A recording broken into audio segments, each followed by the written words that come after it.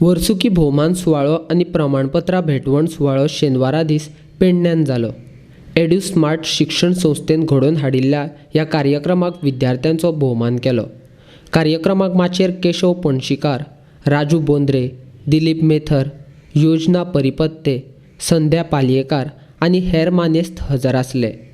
मानेस्तांच्या हस्तुकीं विद्यार्थ्यांक प्रमाणपत्रां भेटयलीं. 16, 4, 15, that's it. 55. Good, very good. 68, 1, 90, 7, that is 169. Yes, 169. Very good. 3, 7, less 8, 6, 2, 8,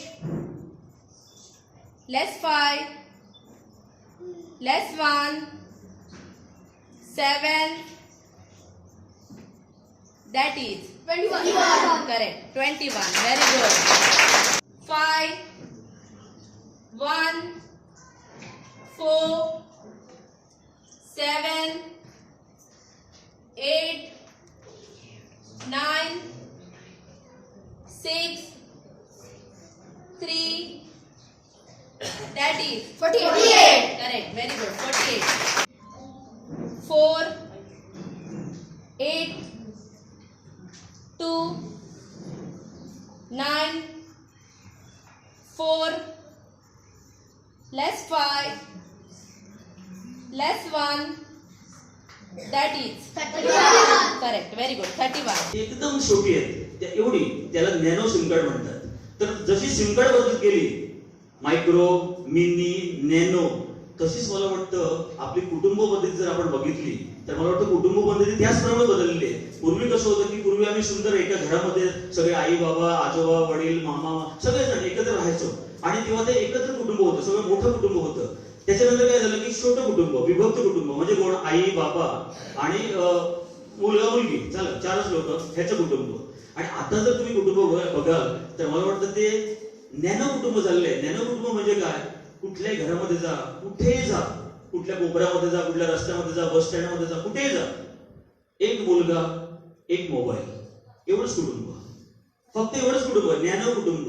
त्यामुळे काय झालंय, कोणाला बोलायला वेळ नाही, कोणाला संवाद साधायला वेळ नाही, कोणाची, आणि सगळं कन्फ्युजन झालेलं आहे. म्हणजे कसं, पालक कन्फ्यूज, मुलं कन्फ्यूज, शिक्षक कन्फ्यूज, कोणाला काय करायचं तेच माहित नाही. प्रत्येक जण उपदेश करतात, पालक उपदेश करतात, शिक्षक उपदेश करतात, मुलांना काहीच कळत नाही. मुलगा म्हणतो आय कॅनॉट अंडरस्टँड, शिक्षक म्हणतो नाही शिक्षक मार्क घ्यायला पाहिजे, तो म्हणतो आय कॅनॉट मेमोराइज, आई म्हणते नाही तुला घ्यायलाच पाहिजे मार्क, तो म्हणतो आय कॅनॉट अंडरस्टँड, पालक म्हणतो नाही तुला ते मार्क घ्यायलाच पाहिजे, एवढे मार्क घ्यायलाच पाहिजे. ते कन्फ्युजन एवढं वाढलेलं आहे कारण संवादच नाही कोणाचा, एक बोलणंच आता बंद झालेलं आहे. त्यामुळे काय झालेलं आहे की सगळे कन्फ्युजनच्या ह्या मूडमध्ये प्रत्येकाला काही कळत नाही. मुलगा विचारतो आई खेळायला जाऊ, आई म्हणते नाही पडशील, पोहायला जाऊ नाही बुडशील, सायकल चालवू नाही धडपडशील, करू काय टीव्ही बघ. तर आता अशी परिस्थिती आली आहे. आणि त्यामुळे आम्ही काय करतो, एकतर आता लहान मुलांच्या हातामध्ये एकतर रिमोट देतो काढून, नाहीतर काय करतो मोबाईल देतो. कारण आपल्याला नाहीतर ट्युशन मध्ये पाठवतो, काहीच नाही झालं तर ट्युशन, सगळं आलं की पावडर आला 2:30 वाजता ट्युशन कर सुरू, जेवढा जास्त तू वेळ राहशील तेवढं चांगलं आहे तुझं. असं करत करत आम्ही काय झालेलं की आम्ही एका मागापासून दूर झालेलो, आम्ही फक्त कॉन्ट्रॅक्टर झालेलो. आमचे आई वडील म्हणजे कसं आहे, कॉन्ट्रॅक्टर, किती पाहिजे पैसे 2000 घे, आणि काय पाहिजे फी भरायला पाहिजे 500 घे, आणि काय पाहिजे हे ड्रेस घे.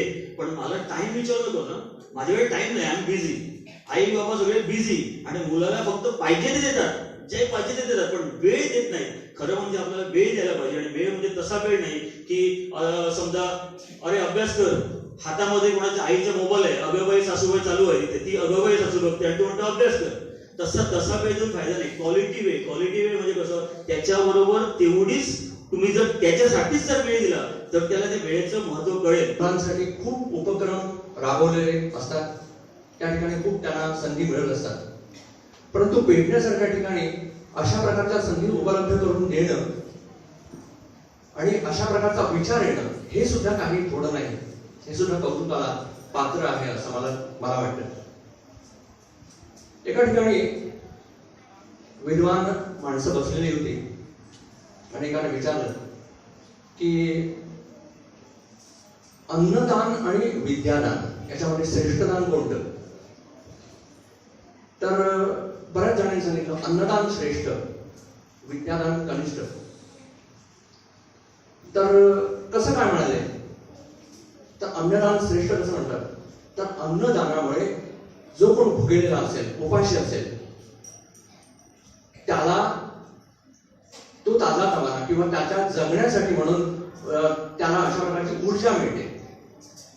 आणि विद्यादानामुळे काय होतं? जो पण अडाणी माणूस आहे तो सुद्धा या जगामध्ये जगतोच की नाही, परंतु अन्न जर नसेल, विद्याच तुम्ही देत राहिलात, अन्न नाही, काय उपयोग आहे? तो जगू तरी शकेल का? म्हणून अन्नदान हे श्रेष्ठ दान. काही जे व्यक्ती होते ते म्हणाले नाही, अन्नदानापेक्षा विद्यादान हे श्रेष्ठ दान.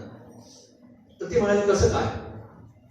तर ते म्हणाले की अडाणी माणूस आहे हा सुद्धा अन्न मिळवतोच, पण विद्वान जो माणूस आहे हा वेगवेगळ्या मार्गाने अन्न मिळवण्याचा प्रयत्न करतो. आणि दुसरं म्हणजे अन्नदान हे आहे हे क्षणिक तृप्ती. क्षणिक म्हणजे तृप्ती जी आहे यातून मिळणारी ही क्षणिक अशा प्रकारची तृप्ती आहे, तात्पुरती तृप्ती आहे. दुपारी जेवल्यानंतर तेवढ्या पुरतं आपल्याला समाधान होतं. संध्याकाळी त्याचा उपयोग आहे का दुपारी जेवल्याचा? किंवा आज आपण भरपूर जेवलो, महिनाभर नाही जेवलो, चालेल का? नाही. मग विद्यादान जे आहे हे सगळ्यात श्रेष्ठ दान. कारण काय? विद्यादान हे आपल्या शेवटपर्यंत आपल्याला पुरणार आहे किंवा शेवटपर्यंत आपल्या बरोबर जाणार आहे. यातून कोणत्याही प्रकारची क्षणिक तृप्ती नाही आहे. आपल्याला यावत जीवनच विद्या म्हणजे जीवनाच्या अंतापर्यंत ही आपल्याला उपयोगी पडणार आहे. त्यामुळे अन्नदानापेक्षा विद्यादान हे श्रेष्ठ दान आहे. आणि हेच कार्य आज वेद सेंटर जे आहे याच्या संचालिका योजना पारिपत्य या पेडण्यासारख्या ठिकाणी करतायत. मी त्यांचं म्हणून कौतुक करतो. कारण ही जी विद्या आहे मी मगाशी बघितलं की या विद्येच्या माध्यमातून त्या मुलांचं आज एकाग्रता जी आहे ही एकाग्रता वाढण्यासाठी चांगल्या प्रकारची संधी या ठिकाणी त्यांना आहे.